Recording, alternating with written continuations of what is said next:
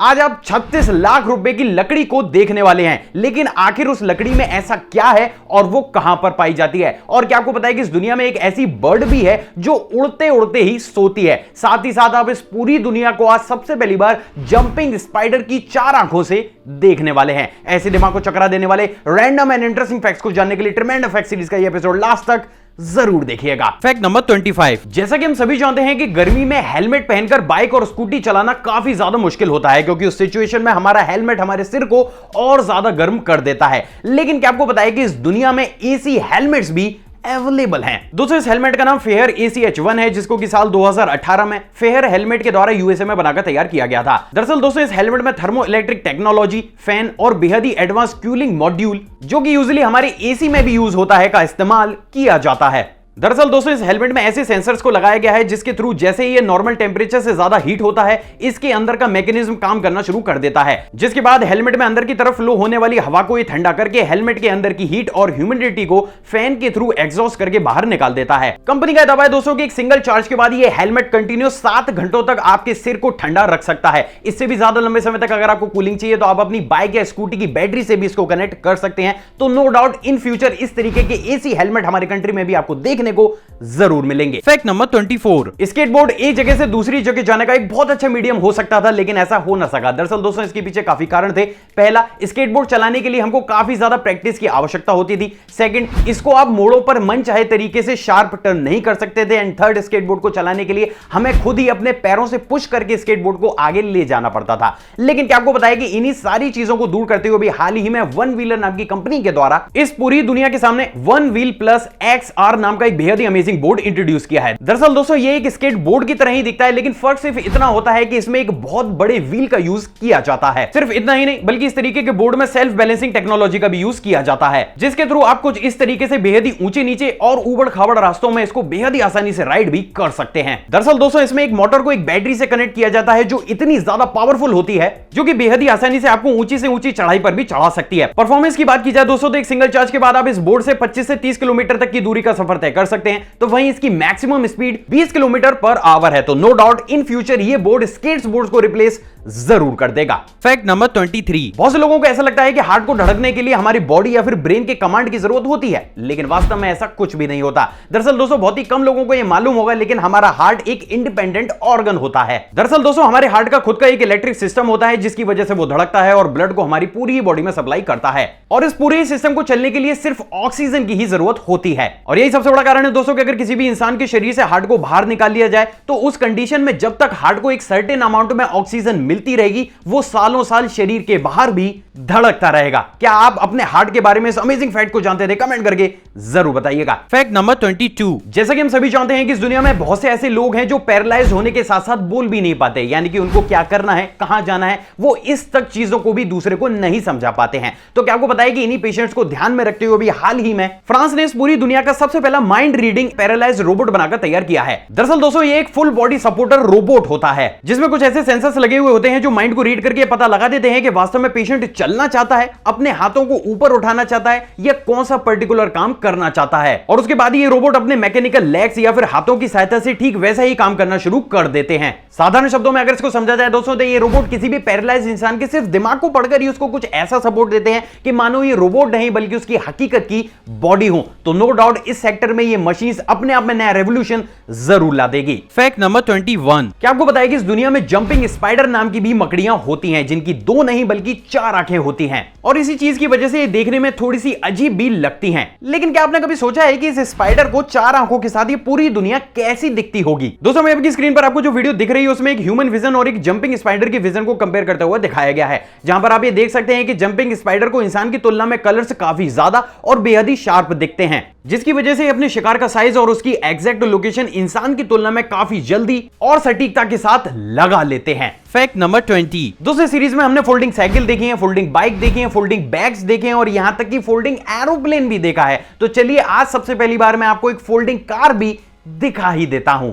दोस्तों, ये एक इलेक्ट्रिक कार है जिसका नाम आर्माडिलो T है, जिसको कि Korean institute of science and technology में बनाकर तैयार किया गया है। और दोस्तों, ये दुनिया की अभी तक की सबसे पहली ऐसी कार है जो कि अपने बैग को कुछ इस तरीके से उठाकर अपने आप को फोल्ड कर देती है। दरअसल दोस्तों, इस कार में बेहद ही यूनिक डिजाइन के साथ साथ बेहद ही पावरफुल हाइड्रोलिक्स का भी इस्तेमाल किया गया है, जिसकी मदद से जैसे ही आप इस कार को पार्क करके इस कार को कमांड देते हैं, ये महज 15 सेकंड के अंदर कुछ इस तरीके से फोल्ड हो जाती है। कंपनी का दावा है दोस्तों कि सिर्फ इसी फोल्डिंग टेक्नोलॉजी का यूज करते हुए ही ये कार अपनी टोटल लेंथ से सिर्फ आधी लेंथ में ही कहीं पर भी पार्क हो सकती है, जिसके बाद आप इस कार में दिए गए टाइनी व्हील्स का यूज करते हुए इसकी पोजीशन को थोड़ा बहुत एडजस्ट भी कर सकते हैं, और यही सारी चीजें इस कार को बेहद ही यूनिक भी बनाती हैं। फैक्ट नंबर 19, एक फ्लोर से दूसरी फ्लोर तक जाने के लिए इंसान एलिवेटर या फिर लिफ्ट का यूज करता है, लेकिन दोस्तों इन एलिवेटर या फिर लिफ्ट के संग सबसे बड़ी प्रॉब्लम यह होती है कि हमें हमारी फ्लोर तक इस लिफ्ट के आने का इंतजार करना होता है और उसके बाद ही इसके अंदर जाकर हम अपनी मनचाही फ्लोर तक जा सकते हैं। लेकिन अगर आप यूरोप में रहते हैं तो मोस्ट प्रोबेबली आपको इस समस्या का सामना नहीं करना पड़ता होगा। दरअसल दोस्तों बहुत ही कम लोगों को यह मालूम होगा, लेकिन यूरोप की बड़ी बड़ी यूनिवर्सिटीज और बड़े बड़े ऑफिसेज में ओपन केबिन एलिवेटर का यूज किया जाता है। दरअसल दोस्तों ये एक इस तरीके का डोरलेस एलिवेटर होता है जिसमें एक के ऊपर दूसरे बॉक्स कंटीन्यूअस स्लो स्पीड में एक ही डायरेक्शन में चलते रहते हैं, जिसकी वजह से आपको लिफ्ट के उस पर्टिकुलर फ्लोर तक आने तक का इंतजार भी नहीं करना पड़ता। क्या यूरोप के इस अमेजिंग एलिवेटर्स के बारे में आप पहले से ही जानते थे? कमेंट करके जरूर बताइएगा। फैक्ट नंबर 18, क्या आज से सालों पहले लोगों ने सोचा होगा कि आगे जाके हम पैरासेलिंग नाम की एक फन एक्टिविटी करेंगे? ठीक उसी प्रकार से ऐसे बहुत से कम लोग होंगे जिन्होंने इस फन एक्टिविटी के फ्यूचर के बारे में सोचा होगा। क्या आपने इस फन एक्टिविटी के फ्यूचर के बारे में सोचा है? नहीं, डोंट वरी, मैं हूं ना। दरअसल दोस्तों यूएसए की वाइब एविएशन कंपनी के द्वारा सबसे पहली बार वेक बोर्ड नाम का एक बेहद ही अमेजिंग फ्लाइंग बोर्ड बनाकर तैयार किया गया है, जिसको किसी बोर्ड से नहीं बल्कि एक प्लेन के पीछे बांधकर कुछ इस तरीके से इंसान को जमीन से 2000 फीट ऊपर हवा में 160 किलोमीटर पर आवर की स्पीड से उड़ाया जाता है। दरअसल दोस्तों इस बोर्ड में इमरजेंसी के लिए पैराशूट और प्रॉपर सेफ्टी इक्विपमेंट्स को भी इंस्टॉल किया गया है, जो हर सिचुएशन में आपको सुरक्षित रखते हैं। कंपनी का मानना है दोस्तों कि आगामी 1 या 2 सालों के बाद जैसे ही इस फ्लाइंग बोर्ड को दुनिया के सामने लाया जाएगा, ये लोगों के बीच एक अमेजिंग फन एक्टिविटी जरूर बन जाएगा। क्या आप इस तरीके की वेक बोर्डिंग कभी करना चाहेंगे? कमेंट करके जरूर बताइएगा। फैक्ट नंबर 17, क्या आपको पता है कि ब्रिटेन में पाई जाने वाली स्विफ्ट बर्ड, जिसको कि बेसिकली आपुस बर्ड के नाम से भी जाना जाता है, इस पूरी दुनिया की एकमात्र ऐसी बर्ड है जो उड़ते हुए ही पानी भी पीती है, खाना भी खाती है और सोती भी है। आई नो बहुत लोग बोलेंगे कि भाई एक बर्ड उड़ते हुए कैसे सो सकती है? दरअसल दोस्तों ये बर्ड कुछ इस तरीके से डेवलप होती है कि जैसे इनको सोना होता है, ये किसी भी एकांत इलाके में बहुत ऊंचाई तक उड़ जाती हैं और उसके बाद ये अपने पंखों को खोलकर फ्लोट करना शुरू कर देती हैं। और एक और बात जो इस बर्ड को सबसे ज्यादा अमेजिंग बनाती है वो ये दोस्तों कि ये बर्ड कंटीन्यूअस लंबे समय तक एक बार में नींद नहीं लेती है। ये अपनी नींद को 2 से 4 मिनट के स्लॉट्स में पूरा करती है, जिसकी वजह से ये हवा में ही सोती है। और आप ये जानकर हैरान हो जाएंगे दोस्तों कि एक सर्वे में यह बात बिल्कुल साफ हो चुकी है कि ये बर्ड यूजुअली 3 से 3.5 महीने में सिर्फ एक बार ही जमीन पर उतरती है। तो वहीं दोस्तों इनमें से बहुत सी ऐसी बर्ड्स भी होती हैं जो 10-10 महीने तक कंटिन्यूअस हवा में ही उड़ती रहती हैं। फैक्ट नंबर 16, दोस्तों अभी आपकी स्क्रीन पर आपको जो लेडी दिख रही है उसको पूरी दुनिया की अभी तक की सबसे ज्यादा खूबसूरत लेडी भी माना जाता है। खा गए ना धोखा। दरअसल दोस्तों ये कोई इंसान नहीं बल्कि इस पूरी दुनिया का अभी तक का सबसे ज्यादा खूबसूरत human body realistic interactive robot है। दोस्तों इस रोबोट का नाम जिया है, जिसको university of science and technology of China के द्वारा बनाकर तैयार किया गया है। और आप ये जानकर हैरान हो जाएंगे दोस्तों कि इसकी skin, eyes, hair, body and muscle movements को हूबहू इंसान के जैसा ही बनाया गया है। सिर्फ इतना ही नहीं बल्कि इसके अंदर बेहद ही एडवांस आर्टिफिशियल इंटेलिजेंस को भी डाला गया है, जिसके थ्रू ये सभी क्वेश्चंस के आंसर देने के साथ साथ लोगों की छोटी मोटी मदद भी कर सकती है। और आप ये जानकर हैरान हो जाएंगे दोस्तों कि जब इस तरीके के 10 रोबोट्स को चाइना की अलग अलग सिटीज में उतारा गया तो लोगों को इनसे बात करके ये पता ही नहीं चला कि ये वास्तव में एक रोबोट हैं। फैक्ट नंबर 15, पिछली वीडियो में मैंने आपको दुनिया की सबसे पोर्टेबल साइकिल दिखाई थी, लेकिन इस एडवांस दुनिया में चीजें चुटकी बजाते ही बदल जाती हैं और उसका जीता जागता एग्जांपल हीमो इलेक्ट्रिक साइकिल है। दोस्तों इस अमेजिंग फोल्डिंग साइकिल को इसी साल यानी कि साल 2020 में हीमो बाइक कंपनी के द्वारा बनाया गया है। और आप ये जानकर हैरान हो जाएंगे दोस्तों कि इस साइकिल के टायर को छोड़कर बाकी सभी चीजों को बेहद ही आसानी से फोल्ड किया जा सकता है, जिसकी वजह से आप इस साइकिल को फोल्ड कर एक बेहद ही छोटे बैग में भी रख सकते हैं। सिर्फ इतना ही नहीं बल्कि साइकिल को और ज्यादा एडवांस बनाने के लिए इसमें एलईडी लैंप और डिजिटल मीटर भी दिया गया है। मैक्सिमम स्पीड की बात की जाए दोस्तों तो इस पोर्टेबल साइकिल की मैक्सिमम स्पीड 18 किलोमीटर प्रति घंटा है और एक सिंगल चार्ज के बाद आप इसको 35 किलोमीटर तक चला सकते हैं। और उसी की तर्ज पर यह साइकिल दुनिया की सबसे ज्यादा पोर्टेबल साइकिल भी बन गई है। फैक्ट नंबर 14, क्या आपको बताया कि साल 1963 में न्यूयॉर्क के ब्रोनेक्स जू के द्वारा पूरी सिटी में घोषणा कर दी गई थी कि उनके जू में इस पूरी दुनिया का सबसे ज्यादा खतरनाक एनिमल मौजूद है, जिसको अगर आप चाहें तो आकर देख भी सकते हैं। और उसके बाद बहुत बड़ी तादाद में लोग उस खतरनाक जानवर को देखने के लिए भी इकट्ठा हो गए। लेकिन जैसे ही उस केस के पर्दे को हटाया गया, उस केस के अंदर कोई जानवर नहीं बल्कि एक बहुत बड़ा मिरर यानी कि आईना लगा हुआ था, जिसके नीचे साफ साफ लिखा हुआ था कि अभी आप जिस जानवर को देख रहे हैं वही इस पूरी दुनिया का सबसे खतरनाक जानवर है। दरअसल दोस्तों ये जू का एक आइडिया था जिसमें वो लोगों को ये अवेयर करना चाहते थे कि इस पूरी दुनिया का सबसे खतरनाक एनिमल कोई और नहीं बल्कि हम इंसान ही हैं। और आप ये जानकर हैरान हो जाएंगे कि इस आइडिया की उस टाइम पर पूरे यूएसए में सराहना भी की गई थी। क्या आप भी ये मानते हैं कि इस पूरी दुनिया का सबसे खतरनाक एनिमल हम इंसान ही हैं? कमेंट करके जरूर बताइएगा। Fact number 13। आज की इस दुनिया में हर इंसान बिजी है, सबको अपने सपने साकार करने हैं और उसी के लिए कहीं ना कहीं हम हमारी मेंटल और फिजिकल हेल्थ को भी ताक पर रख देते हैं, जिसकी वजह से हर महीने हमें हजारों रुपए हमारी मेंटल और फिजिकल हेल्थ पर भी खर्च करने पड़ते हैं। तो आखिर इस चीज का परमानेंट सॉल्यूशन क्या है? दरअसल दोस्तों बहुत ही कम लोगों को यह मालूम है, लेकिन साल 2016 में सबसे पहली बार साउथ कोरिया के द्वारा बायो रिंग नाम की एक बेहद ही अमेजिंग रिंग को इन्वेंट किया गया था। दरअसल दोस्तों ये एक फुल बॉडी ट्रैकर रिंग होती है जिसको जैसे ही आप अपनी फिंगर में पहनते हैं 48 घंटे के अंदर आपकी heart beat, blood pressure, steps, sleeping hours, sweat level में चेंजेस, वाटर डेफिशिएंसी और आपके स्ट्रेस लेवल तक को मेजर करके आपके सामने एक रिपोर्ट बनाकर तैयार कर देती है। सिर्फ इतना ही नहीं बल्कि आपको टाइम टू टाइम गाइड भी करती है कि क्या आपको ज्यादा सोना चाहिए या कम सोना चाहिए, ज्यादा चलना चाहिए या फिर कम चलना चाहिए, या फिर कौन सी पर्टिकुलर चीज ज्यादा खानी चाहिए या फिर कम खानी चाहिए। और आप ये जानकर हैरान हो जाएंगे दोस्तों कि इस रिंग के आंकड़े इतने ज्यादा सटीक होते हैं कि बहुत से देशों के बहुत से लोगों ने इस रिंग को अपनी लाइफ का एक एसेंशियल पार्ट भी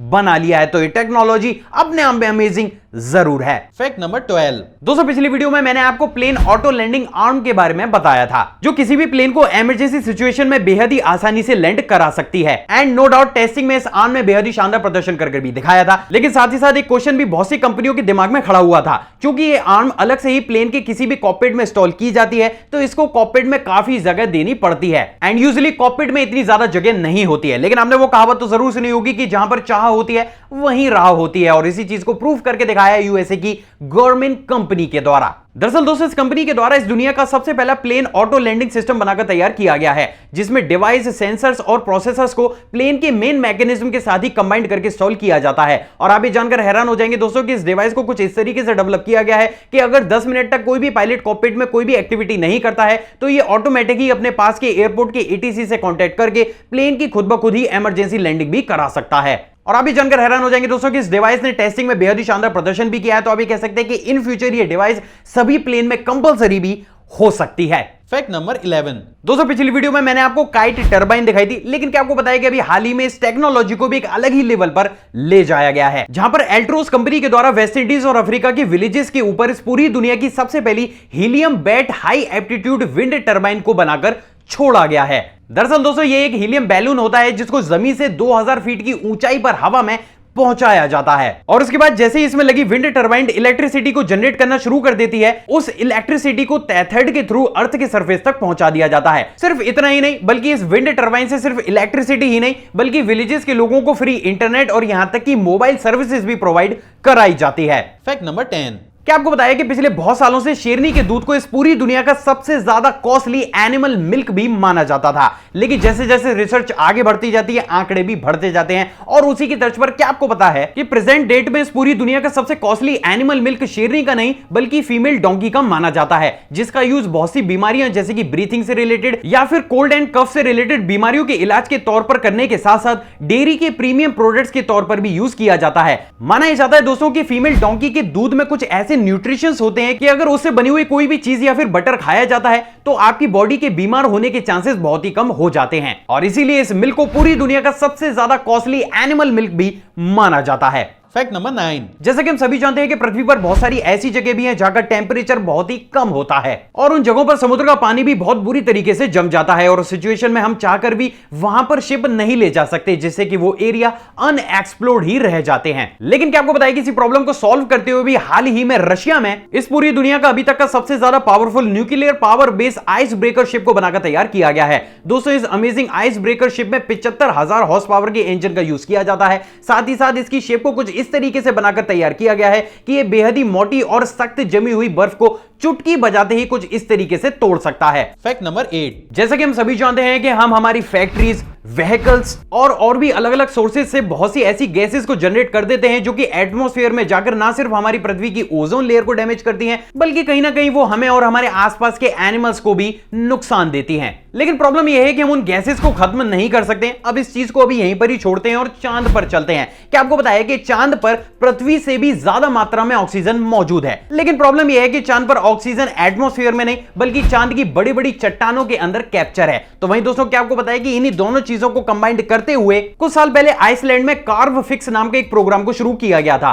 दरअसल दोस्तों कार्ब फिक्स एक इंडस्ट्रियल प्रोसेस होता है जिसके थ्रू साइंटिस्ट हमारी पृथ्वी के एटमॉस्फेयर में मौजूद कार्बन डाइऑक्साइड और अलग अलग हानिकारक गैसेस को रॉक्स में कैप्चर कर देते हैं। सेम वैसे ही जैसे कि चांद पर ऑक्सीजन वहां की चट्टानों में कैप्चर्ड है। और आप ये जानकर हैरान हो जाएंगे दोस्तों कि इस प्रोग्राम ने बेहद ही अमेजिंग रिजल्ट्स भी दिए हैं, जहां पर साइंटिस्ट बेहद ही आसानी से अलग अलग गैसेस को किसी भी रॉक के सब सरफेस में कैप्चर कर देते हैं। तो आगे आने वाले समय में हमारे एटमॉस्फेयर में जितनी भी विषैली गैसेस होंगी हम उसको बेहद ही आसानी से रॉक की फॉर्म में कैप्चर कर देंगे। Fact number 7। जैसे कि हम सभी जानते हैं कि जब भी हम अपनी कार को बरसात में बाहर लेकर जाते हैं तो हम हमारे कार की विंड स्क्रीन को तो वाइपर्स के थ्रू साफ कर लेते हैं, लेकिन हम हमारे साइड बैक व्यू मिरर को साफ नहीं कर पाते। तो वहीं दोस्तों क्या आपको पता है कि इसी प्रॉब्लम को ध्यान में रखते हुए इस दुनिया में वाटर रेसिस पैचेस को भी बनाकर तैयार किया जाता है। दरअसल दोस्तों ये एक पतले फिल्म के बने हुए पैच होते हैं जिसको जैसे ही आप अपने साइड बैक व्यू मिरर पर चिपकाकर पील करते हैं इसके अंदर का केमिकल आपके मिरर पर चिपक जाता है, जिसके बाद आपके मिरर पर कितनी ही तेज स्पीड के संग पानी क्यों ना गिर जाए वो आपके मिरर पर 8 से 10 घंटे तक टिक ही नहीं सकता। Fact number 6। दोस्तों हमने ग्रेफिटी आर्ट के बारे में कहीं ना कहीं सुना या फिर इस आर्ट को देखा तो जरूर होगा। बेसिकली इस आर्ट में कुछ इस तरीके की ड्राइंग्स को बनाया जाता है जो देखने में बेहद ही रियलिस्टिक भी लगती हैं। और उसी की टच पर ही दोस्तों आज सबसे पहली बार मैं आपको इस पूरी दुनिया की सबसे ज्यादा खूबसूरत 3D realistic building graffiti art को भी दिखाने वाला हूं। दोस्तों अभी आपकी स्क्रीन पर आपको जो आर्ट दिख रही है उसको पुर्तगाल की एक बिल्डिंग के ऊपर बनाकर तैयार किया गया है। और आप ये जानकर हैरान हो जाएंगे दोस्तों कि इस आर्ट को पूरी दुनिया की सबसे ज्यादा खूबसूरत 3D बिल्डिंग ग्रेफिटी आर्ट भी माना जाता है, जिसको आर्टिस्ट को बनाने में 17 दिनों का समय भी लगा था। Fact number 5। हर भारतीय भारत को अपनी मां मानता है और आपने भारत माता की बहुत सारी पेंटिंग्स को इंटरनेट पर भी देखा होगा, लेकिन क्या आपने कभी सोचा है कि भारत माता की सबसे पहली पेंटिंग कब और किसके द्वारा बनाई गई थी? दोस्तों अभी आपकी स्क्रीन पर आपको जो पेंटिंग दिख रही है यही भारत माता की सबसे पहली पेंटिंग थी, जिसको कि साल 1905 में इंडियन पेंटर अवनींद्रनाथ टैगोर जी के द्वारा बनाया गया था। क्या इस फैक्ट से पहले आपने भारत माता की सबसे पहली रियल पेंटिंग को देखा था? कमेंट करके जरूर बताइएगा। Fact number 4। दोस्तों इस सीरीज में मैंने आपको बेहद ही अमेजिंग आर्टिस्ट तो जरूर दिखाए हैं, लेकिन आज बात आर्टिस्ट की नहीं बल्कि आर्ट की करते हैं। क्या आपको बताया कि इस दुनिया में बेहद ही यूनिक वुड कार्विंग नाम की भी एक आर्ट मौजूद है, जिसमें दोस्तों किसी भी आर्टिस्ट के द्वारा बेसिक चीजों का इस्तेमाल करते हुए एक साधारण वुड पिलर को कुछ इस तरीके से कई दिनों तक बारीक काट काट कर कुछ इस तरीके के बेहद ही खूबसूरत और सेमी इनविजिबल स्कल्पचर्स भी बनाए जाते हैं। और आप भी जानकर हैरान हो जाएंगे दोस्तों कि इस पूरी दुनिया में इस आर्ट को सबसे ज्यादा चाइना में सराहाया जाता है। तो वहीं दोस्तों इस आर्ट फॉर्म की शुरुआत 400 साल पहले भारत के सहारनपुर से की गई मानी जाती है। क्या आप अपने देश की इस अमेजिंग कला के बारे में पहले से ही जानते थे? कमेंट करके जरूर बताइएगा। Fact number 3। क्या आपको बताया कि जो लोग हाई एप्टीट्यूड में रहते हैं उनके ब्लड में ऑक्सीजन को ज्यादा स्टोर करने के लिए ज्यादा आरबीसीज बनते हैं, परिणाम स्वरूप उनका ब्लड काफी ज्यादा गाढ़ा हो जाता है, जिसकी वजह से उनके हार्ट अटैक होने के भी चांसेस काफी हद तक बढ़ जाते हैं। तो वहीं दोस्तों रिसर्चर्स को भी एक बात काफी हद तक सताती थी कि तिब्बतियंस भी हाई एप्टीट्यूड में रहते हैं, लेकिन बावजूद इसके ना ही इनका खून गाढ़ा होता है और ना ही इनकी बॉडी में कुछ ऐसा रिएक्शन होता है जिसकी वजह से ये हाई एप्टीट्यूड में सर्वाइव कर सकें। तो आखिर ये लोग हाई एप्टीट्यूड में सर्वाइव कैसे कर लेते हैं? फाइनली दोस्तों इसके ऊपर काफी बड़ी रिसर्च की गई और उसका जो परिणाम सामने आया वो अपने आप में अमेजिंग जरूर था। दरअसल दोस्तों काफी लंबे समय से हाई एप्टीट्यूड में रहने के कारण तिब्बतियंस की बॉडी में एक सुपर एथलीट जीन डेवलप होता है, जिसको कि मेडिकल लैंग्वेज में EPAS1 के नाम से जाना जाता है, जो उनके खून को कभी भी गाढ़ा नहीं होने देता बल्कि उनकी बॉडी को कुछ इस तरीके से डेवलप कर देता है जिससे वो बेहद ही कम ऑक्सीजन में भी बड़े ही आसानी से सर्वाइव कर सकें। तो अगर पृथ्वी से ऑक्सीजन को बेहद ही कम कर दिया जाए, जिस सिचुएशन में हम और आप किसी भी हाल में सर्वाइव कर ही ना पाए, उस सिचुएशन में भी तिब्बतियंस बेहद ही आसानी से जिंदा रह सकते हैं। Fact number 2। क्या आपको बताया कि इस दुनिया में AWS नाम का एक बेहद ही रेयर मेंटल डिसऑर्डर भी मौजूद है। दरअसल दोस्तों इस डिसऑर्डर का पूरा नाम एलिस इन वंडरलैंड सिंड्रोम है। दरअसल दोस्तों ये एक विजुअल न्यूरोलॉजी बीमारी है जिसमें मरीज को अपने आसपास की रखी हुई चीज अपने वास्तविक साइज से या तो बहुत ज्यादा बड़ी दिखाई देती है या फिर बहुत ज्यादा छोटी। और आप भी जानकर हैरान हो जाएंगे दोस्तों कि डॉक्टर्स आज तक ये पता ही नहीं लगा पाए हैं कि एग्जैक्टली क्यों ये बीमारी हमारे ब्रेन में हो जाती है। Fact number 1। क्या आपको बताया कि इस दुनिया में सोने से भी महंगी लकड़ी मौजूद है? दरअसल दोस्तों इस लकड़ी का नाम अगरवुड है, जिसका इस्तेमाल इस पूरी दुनिया के बड़े बड़े देशों में इत्र, परफ्यूम्ड अगरबत्तियां, औषधीय शराब, और पेट, लंग्स, लिवर और हार्ट जैसी प्रॉब्लम्स के साथ साथ शुगर जैसी बीमारियों को भी क्योर करने के लिए किया जाता है। दरअसल दोस्तों इस दुर्लभ लकड़ी को सड़ाकर गोंद बनाई जाती है और उस गोंद से एक ऑयल बनाया जाता है जिस ऑयल को ऑड ऑयल के नाम से भी जाना जाता है, जिसका इस्तेमाल इन सारी चीजों को बनाने में भी किया जाता है। सिर्फ इतना ही नहीं बल्कि इस लिक्विड को लिक्विड गोल्ड के नाम से भी जाना जाता है, जिसकी महज 1 किलोग्राम की कीमत लगभग 40 लाख रुपए के आसपास है। सिर्फ इतना ही नहीं बल्कि इस लकड़ी का इतना ज्यादा महंगा होने का एक माइथोलॉजिकल रीजन भी है। दरअसल दोस्तों दुनिया भर के बड़े बड़े देशों में इस लकड़ी को बहुत ज्यादा पवित्र माना जाता है। माना यह जाता है कि जहां पर भी इस लकड़ी को जलाकर रख दिया जाता है वहां पर ईश्वर के दर्शन जरूर होते हैं और इसी कारण इस लकड़ी को वुड ऑफ गॉड्स के नाम से भी जाना जाता है। और यही सारी रीजंस इस रेयर लकड़ी को बहुत ज्यादा कॉस्टली भी बनाते हैं। भारत की बात की जाए दोस्तों तो ये लकड़ी सबसे ज्यादा भारत में असम क्षेत्र में पाई जाती है। तो वहीं दोस्तों अगर ऑयल को छोड़कर सिर्फ लकड़ी की ही कीमत की बात की जाए तो इस लकड़ी की कीमत अलग अलग क्वालिटीज के हिसाब से अलग अलग होती है। सबसे ज्यादा प्रीमियम क्वालिटी की बात की जाए दोस्तों तो वहां पर सिर्फ 1 किलोग्राम लकड़ी की कीमत 36 लाख रुपए के आसपास होती है। आई होप दोस्तों आज की वीडियो आपको नॉलेजेबल लगी होगी। अगर आपको वीडियो पसंद आई तो इस वीडियो को दिल खोलकर लाइक कीजिएगा। किसी ने खूबी कहा कि प्यार और जितना सारा बांटा जाए उतनी कम है तो इस वीडियो को दिल खोलकर शेयर भी जरूर कीजिएगा। इतने सारे फैक्टों में से कौन सा फैक्ट है जो आपको सबसे ज्यादा अमेजिंग लगा कमेंट करके जरूर बताइएगा। एक और फ्रेश कमाल वीडियो में आप सभी से दोबारा मुलाकात होगी दोस्तों। जय हिंद।